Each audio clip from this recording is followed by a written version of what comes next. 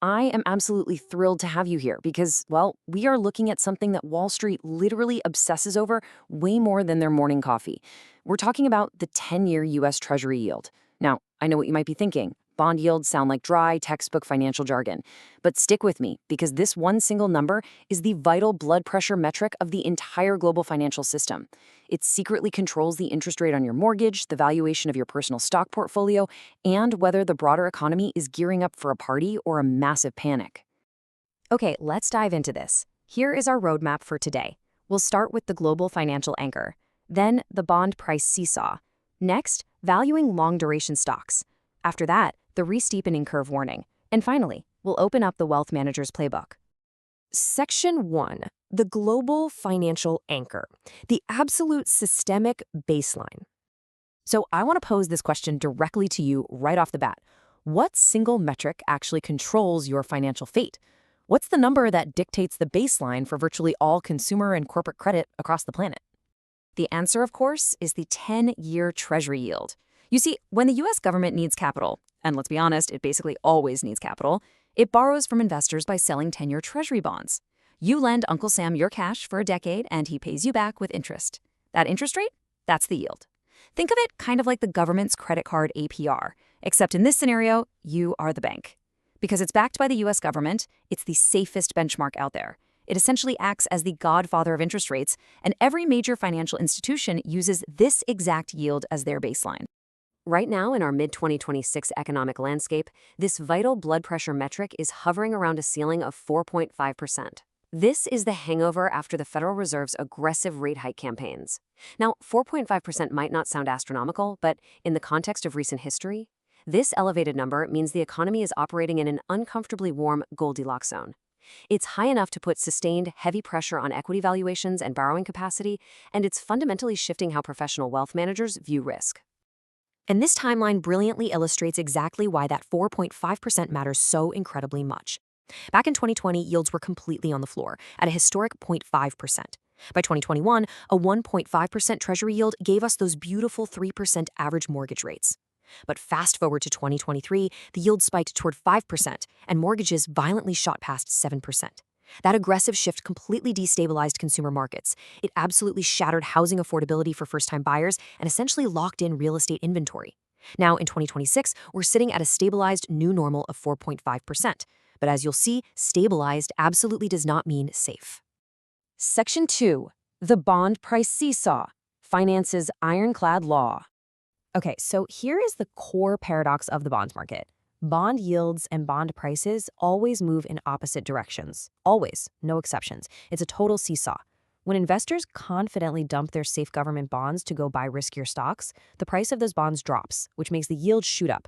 Conversely, when the market panics and investors run toward bonds in a flight to safety, all that sheer demand drives the bond prices up, which makes the yields plummet. Let's break down the math step by step so you never get confused by financial headlines again. Imagine you have a bond with a $1,000 par value that pays a fixed annual coupon of $50. That's a clean 5% yield, right? Now imagine a massive sell-off. The bond's price drops to $800 on the open market. But here's the trick. It still pays that fixed $50, so $50 divided by the new $800 price means the resulting yield just jumped to 6.25%. Flip the scenario. A sudden panic causes a flight to safety, driving the bond price up to $1,200.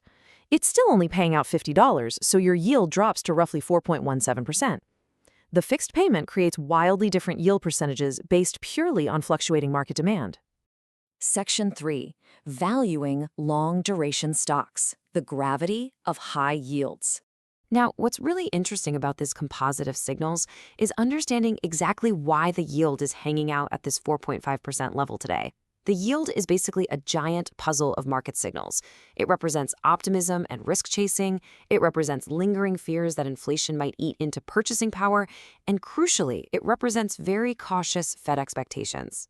The market believes the central bank's rate hiking cycle is essentially over, but there's this cautious acknowledgement of latent inflationary risks. The market expects the Fed to hold a higher for longer stance, and that is exactly what's keeping our economy trapped in this uncomfortably warm Goldilocks zone. And here is the brutal reality for your equity portfolio. Sustained 4.5% yields act like gravity. When investors can easily secure a 4.5% return through safe government debt by doing absolutely nothing, the risk premium required to invest in volatile, speculative tech startups skyrockets. The future profits of pre-revenue ventures are heavily discounted in this kind of environment. I mean, think about it. Why would a wealth manager gamble your hard-earned capital on a highly speculative growth stock when they can lock in a safe, guaranteed return? They simply wouldn't.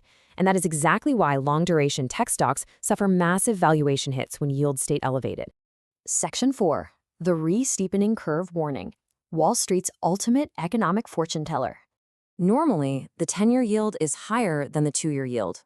Basically, you get paid more for locking your money up for a longer period of time. Makes sense, right? But back in 2022 and 2023, we saw a severe inverted yield curve where short-term rates actually exceeded long-term rates. Historically, an inverted yield curve has predicted every single U.S. recession since 1950. But here in mid-2026, we are witnessing a re-steepening curve. The 10-year yield is drifting back above the 2-year yield. It looks like normalization. Actually, scratch that. It looks like an illusion of safety. But please, do not be fooled by that normalization. A re-steepening yield curve after a deep inversion is a dangerous strategic paradox. It is literally the calm before the storm showing up fashionably late. The actual economic contraction, the real recession, historically hits not while the curve is deeply inverted, but exactly at the moment it re-steepens and returns to a normal slope. The signals are flashing red precisely because things look like they're finally going back to normal. Section 5. The Wealth Manager's Playbook. Time for proactive positioning. So the crucial point here is that surviving the incoming normalization of the yield curve requires highly proactive management. Professional wealth managers are currently operating under 4 strategic mandates: mortgage timing, portfolio duration management, liquidity optimization, and risk exposure assessment. And honestly, you need to apply these exact same mandates to your own financial life right now. Let's detail these specific, actionable portfolio adjustments. First, if you're looking at real estate, you need to actively monitor the 10-year yield for a technical dip down to that 3.8 to 4.0% window. That is your brief, tactical opening to lock in a lower mortgage rate. Second, bifurcate your bond strategy. Shift toward medium-term bonds right now to lock in these 4.5% yields before a potential recession forces the Fed to drop rates. Third, prioritize your liquidity. Build a robust cash cushion using high-yield savings and money market funds. Because if a slowdown hits, liquidity is the ultimate hedge. It gives you the cash to buy distressed assets on the cheap. And finally, audit your equity portfolio. Limit your exposure to pre-revenue, long-duration growth ventures that remain highly vulnerable to this warm Goldilocks zone. I want to leave you with this final provocative question. Is your portfolio positioned to survive the re-steepening curve, or are you ignoring the historical storm signals? Look, the 10-year Treasury yield is updated every single trading day. It is totally free to track, and it is vastly more revealing about our actual economic reality than any news headline. Bookmark it, check it, because the market consistently rewards the analytically informed, and it ruthlessly humbles the overconfident. Thank you so much for joining me for this explainer. Start checking that yield, manage your duration risks, and I'll see you next time.